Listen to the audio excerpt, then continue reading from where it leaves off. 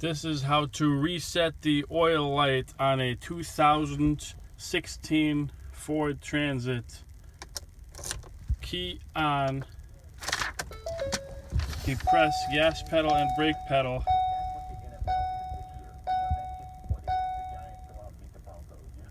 After 3 seconds, you get the message reset in progress. And after 25 seconds, it will confirm the reset. Should only be another 10 seconds or so. And you don't start the engine when you turn the key on.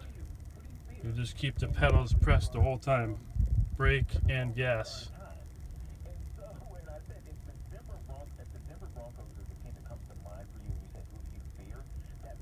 Couple more seconds. There it goes. Reset complete.